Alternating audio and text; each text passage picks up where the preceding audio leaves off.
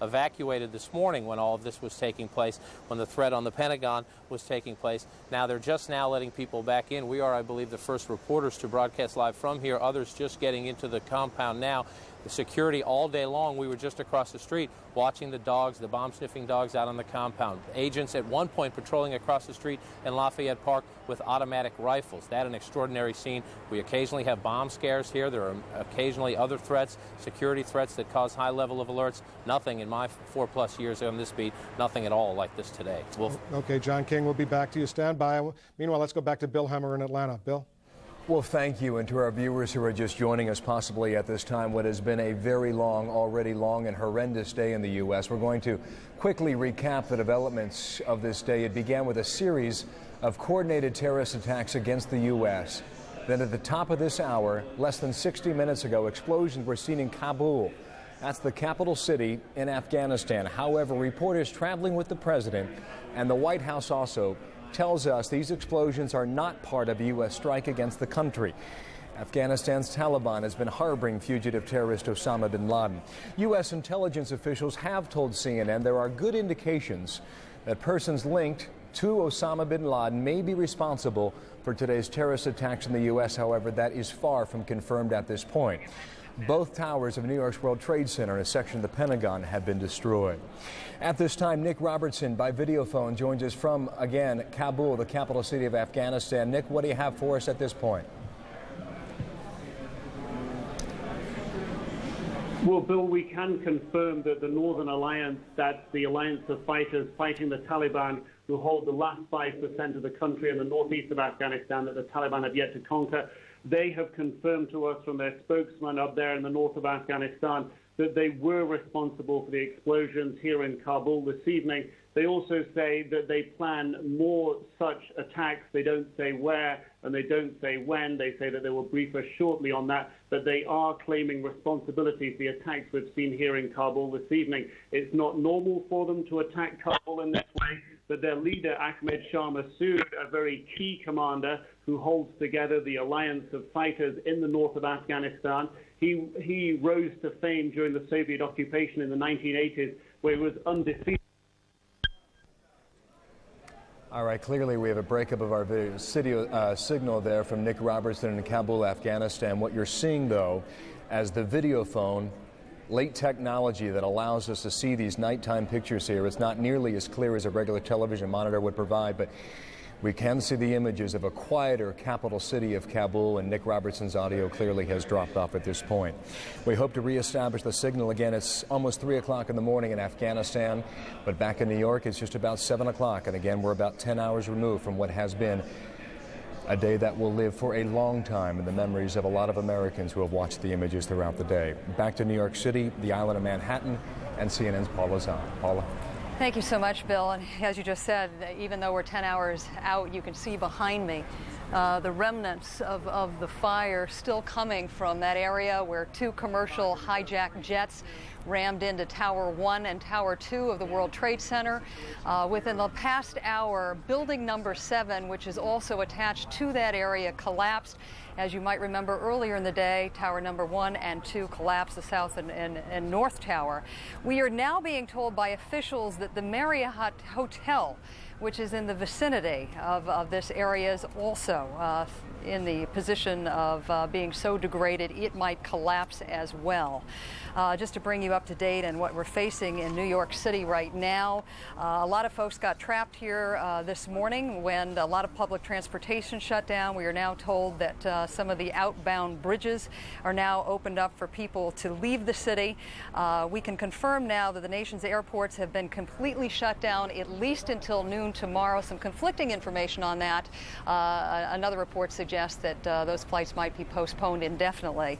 Before I give you any more details on New York City, I'd like to check in with Robert Gates right now, who is the former director of the CIA. Mr. Gates, are you with me? I am indeed. Can you hear me, sir? Yes, I can. I'm having trouble hearing Mr. Gates. Let me see if we can make a little adjustment with our audio. As we try to straighten that out, we should probably point out that city officials at this point still will not confirm how many injuries there are, how many fatalities. Secretary Rumsfeld also saying the Pentagon is not in a position to share those numbers with us as well. Mr. Gates, are you with me? Yes, I am. Okay, good. I'm glad you can hear me, sir. In the last news conference that we just watched, Secretary Rumsfeld would not confirm if the Pentagon had any indication of an impending attack. He said he could not divulge that intelligence information tonight. Do you think the Pentagon had any sort of forewarning? I'm in no position to know whether there was any kind of warning provided. What we often have, though, in these with dealing with terrorist threats in the 1980s and in the 1970s is information of some kind of an impending operation, but without the kind of detail that would allow you to prepare or to defend.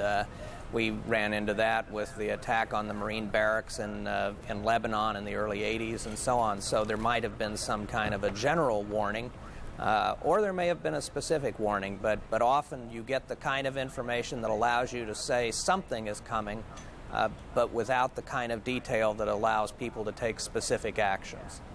Sir, I don't know whether you would agree with this assessment, but the feeling I got in the street this afternoon that the sense of shock could quickly turn to a sense of outrage.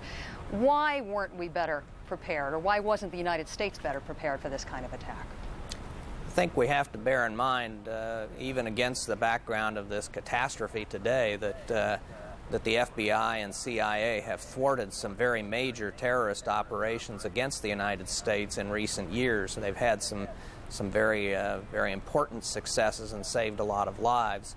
I think that there will be a time when all of this, when things have settled down, when people will be looking at what happened, what information was available, what was not available, and making some judgments about whether remedial actions need to be taken. But I think it's way too soon to begin making assumptions about some of those things. Libyan leader Muammar Gaddafi has just called the incident horrifying, calling on Muslims to help. How do you interpret that statement?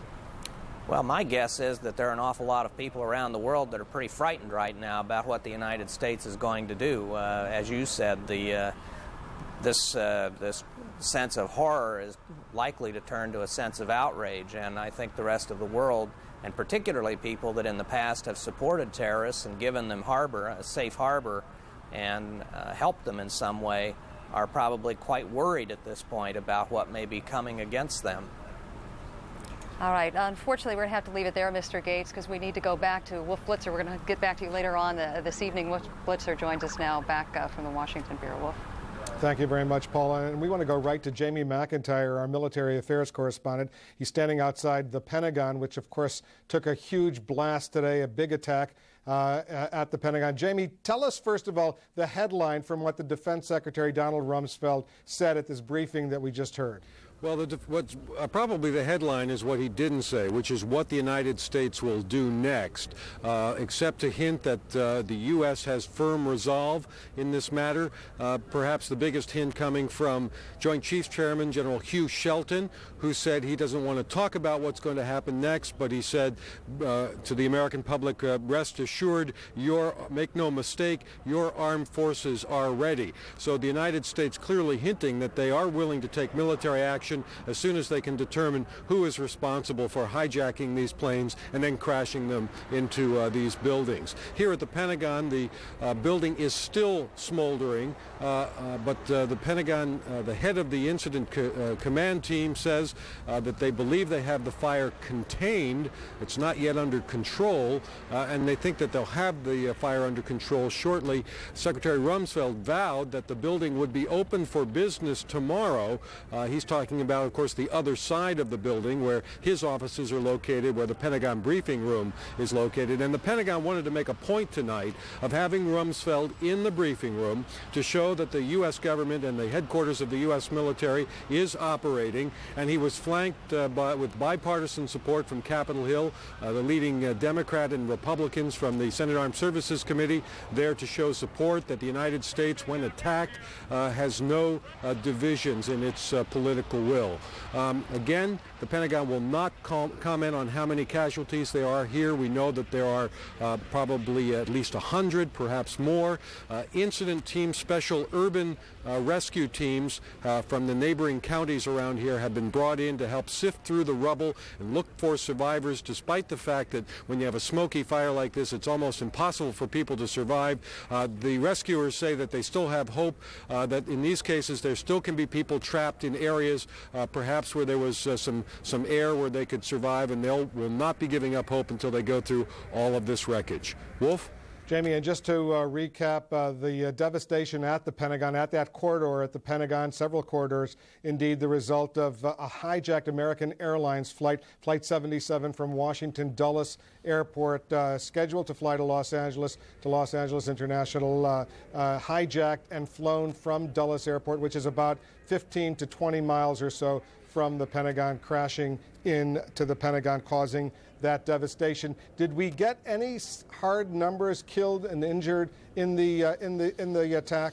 No, the Pentagon is absolutely refusing to even speculate, even though we know the numbers are fairly high. For instance, we know that there were 65 people on that plane. We know they all perished.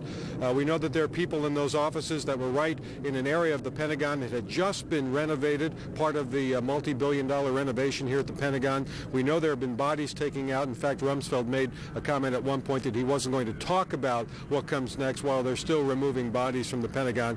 But apparently, in an effort to just stop any speculation about it, they're just not giving any numbers out here on the killed and on the injured. All right, Jamie, stand by. We're standing by for a briefing at the White House with cabinet members who will brief on the U.S. response, the emergency response that is obviously underway in New York and here in Washington. You're taking a look at a picture of the White House briefing room. We're expecting Joe Alba, the FEMA director, the Secretary of Health and Human Services, Tommy Thompson, and the Attorney General, John Ashcroft. In the meantime, let's bring in Senator Chuck Hagel of Nebraska. He's a Republican. He's a member of the Foreign Relations Committee. You've been briefed on what's going on. What's your initial assessment, Senator Hagel, about who may have been responsible for this coordinated attack?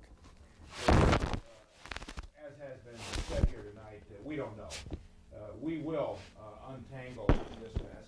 We will get the facts, and we will respond. All right, stand by. Senator Hagel, stand by. We've got a technical problem with your microphone. We're going to fix it. The former CIA director, Mr. Jim Woolsey, is here as well, and he's joining us. You've been looking into this, discussing this with some of your former colleagues over in the intelligence community. What do you hear about those who may have been responsible? Wolf, no one really knows right now, but I do think the following. It's clear now, as it was on December 7th, 1941, the United States is at war. The question is with whom? In December of 41, we knew. Today, we really don't. And now, one of the reasons we don't is because when the World Trade Center was attacked in 1993, the Clinton administration had a very fine FBI agent in charge of the investigation, Jim Fox. And he had strong suspicions that the Iraqi government might have been behind that terrorist operation. He was relieved. He died a few years later. It was never really checked out thoroughly and effectively. But there are a number of people who have strong suspicions that Ramzi Yousef may, who is in prison for the bombing out in Colorado, may have had strong ties to the Iraqi government. Now, if that had been checked out at the time, we might know more now than we do. It's at least interesting that Yousef was behind two plots, the one to bomb the World Trade Center and the other to blow up a number of American airliners in the Pacific, the one that he was caught while trying to perpetrate in 94, 95. So this plot that was hatched today, in a way, is a kind of a combination of the earlier two Yousef plots. I think we need to very carefully look at all of the history of these terrorist operations and every shred of evidence that we may have on this one, and see if there's any chance there was state involvement behind it, because indignation and action is not enough. We need to have indignation and action at the real perpetrators, and as yet, we just don't know who those are. All right, Mr. Woolsey, stand by. I want to try to bring back Senator Hagel, who's also here in our Washington bureau. The former CIA director, Mr. Woolsey, suggesting that perhaps all the finger-pointing, direct finger-pointing that we've heard through much of today toward Osama bin Laden may be premature. Maybe others could have been involved, specifically the Iraqi government. What do you hear? Well, we must not rule anything out here as possibilities. We do know something, I think, for certain here, Wolf, and that is this was a very sophisticated operation. It took a great amount of intelligence, a great amount of resources, timing, all that goes into something like this. The world's never seen anything this sophisticated. Now, whether bin Laden was part of that or could have had the ability and the resources to do that, I don't know. But Jim Woolsey's right. No one should escape the net here as we find out who did this, and we will find out who did this.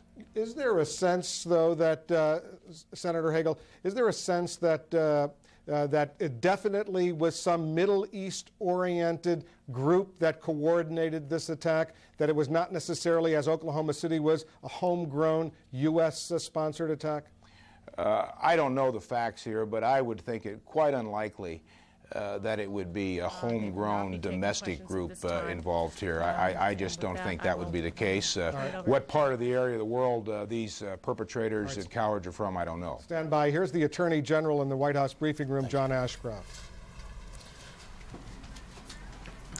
Today, America has experienced one of the greatest tragedies ever witnessed on our soil. These heinous acts of violence are an assault on the security of our nation. They are an assault on the security and the freedom of every American citizen. We will not tolerate such acts.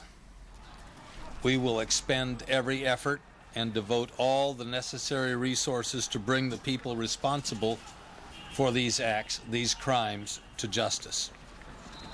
Now is the time for us to come together as a nation to offer our support, our prayers for victims and for their families, for the rescue workers, for law enforcement officials, for every one of us that has been changed forever by this horrible tragedy.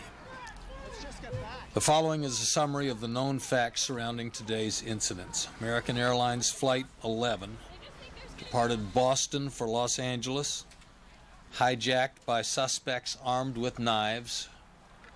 This plane crashed into the World Trade Center. United Airlines Flight 175 departed Boston for Los Angeles, was hijacked and crashed into the World Trade Center. American Airlines Flight 77 departed Washington Dulles for Los Angeles, was hijacked and crashed into the Pentagon. United Airlines Flight 93 departed Newark for San Francisco, was hijacked and crashed in Shanksville, Pennsylvania. Crime scenes have been established by the federal authorities in New York, in Washington, D.C. area, in Pittsburgh, in Boston, and in Newark. The full resources of the Department of Justice, including the Federal Bureau of Investigation, the Immigration and Naturalization Service, the U.S. Attorney's offices, the U.S. Marshals Service, the Bureau of Prisons, the Drug Enforcement Administration, and the Office of Justice Programs are being deployed to investigate these crimes and to assist survivors and victim families. Thousands of FBI agents in all of the field offices across the country and in the international Legat offices, assisted by personnel from other Department of Justice agencies, are cooperating in this investigation. The FBI has established a website where people can report any information about these crimes. That address is www.ifccfbi.gov. That address again, www.ifccfbi.gov. Individuals can report any information they know about these crimes to that website. It takes courage for individuals to come forward in situations like this, and I urge anyone with information that may be useful and helpful to authorities to use this opportunity. The Office of Victims of Crime has established a toll-free 800 number for family and friends of victims. They can call 800-331-0075 to leave contact information for a future time when more information is available, to find out information about a victim, or to find out information about the rights of victims and the services available to victim survivors and victim families. The determination of these terrorists will not deter the determination of the American people. We are survivors, and freedom is a survivor. A free American people will not be intimidated, nor will we be defeated. We will find the people responsible for these cowardly acts, and justice will be done. Tommy.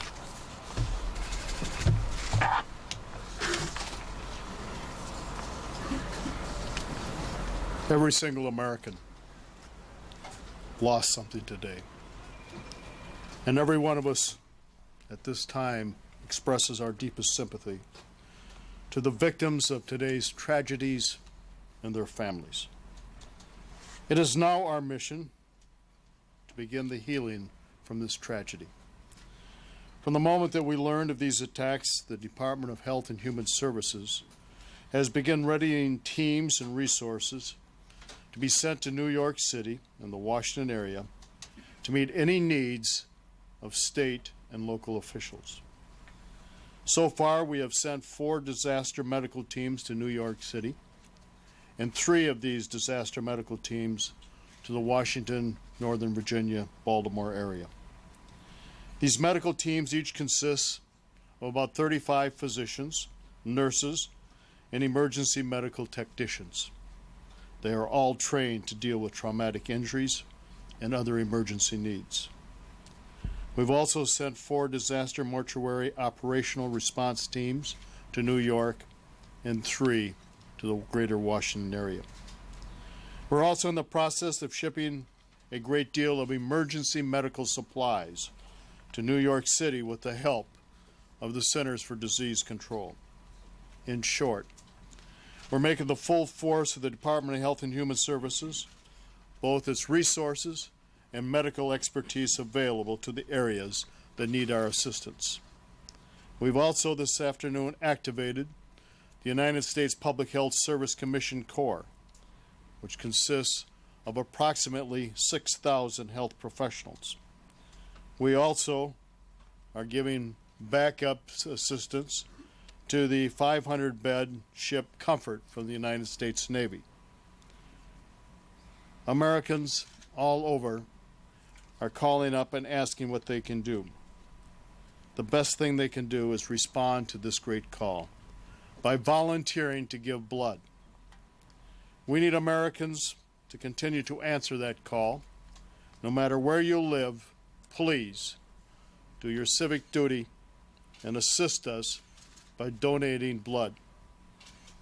It is our primary job is to make sure Americans harmed by this tragedy get the help that they need. We will remain in constant contact with the governors, the mayors, public health officials, and other local officials to make sure that all their needs are being met. It is a sad day, but America and all of its citizens certainly share tonight in the grief that it's been caused. And as the President and everybody in his administration have said, we, the government, will continue to operate and continue to provide the services to all Americans.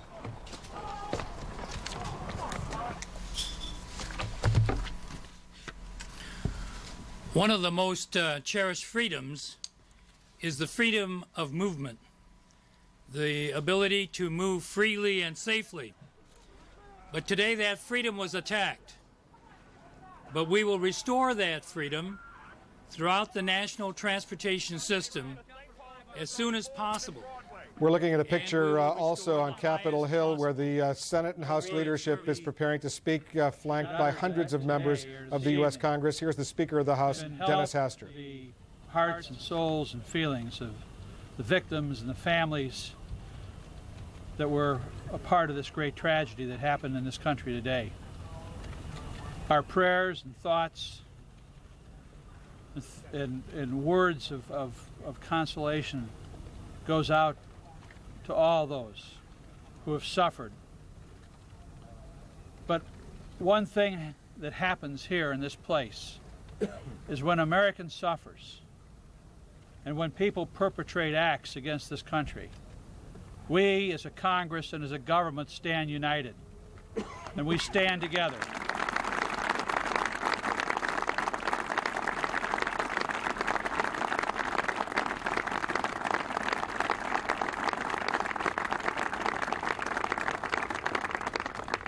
Senators and House members, Democrats and Republicans will stand shoulder to shoulder to fight this evil that's been perpetrated on this nation.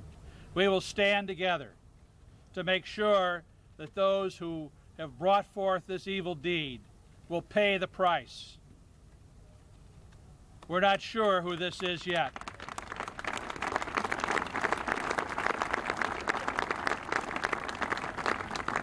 But we have our suspicions, and when that is justified and when those suspicions are justified, we will act. We will stand with the President, we will stand with this government, and we will stand as Americans together through this time. Thank you.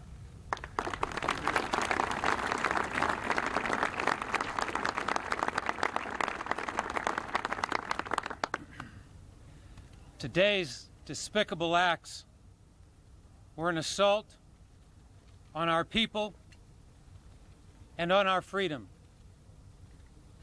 As the representatives of the people, we are here to declare that our resolve has not been weakened by these horrific and cowardly acts.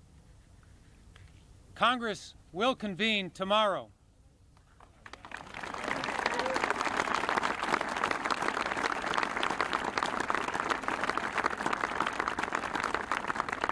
And we will speak with one voice to condemn these attacks, to comfort the victims and their families, to commit our full support to the effort to bring those responsible to justice. We, Republicans and Democrats, House and Senate, stand strongly united behind the President and will work together to ensure that the full resources of the government are brought to bear in these efforts. Our heartfelt thoughts and our fervent prayers are with the injured and the families of those who have been lost.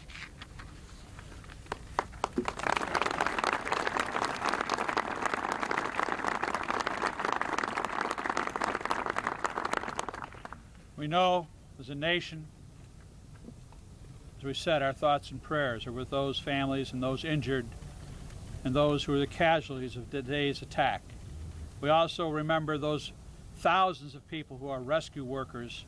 We'd ask now that we all bow our heads in a moment of silence and remembrance.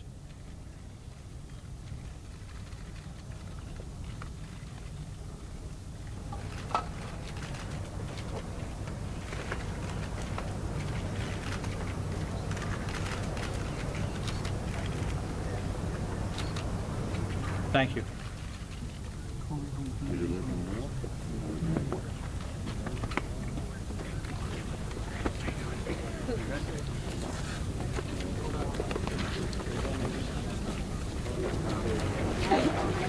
Okay.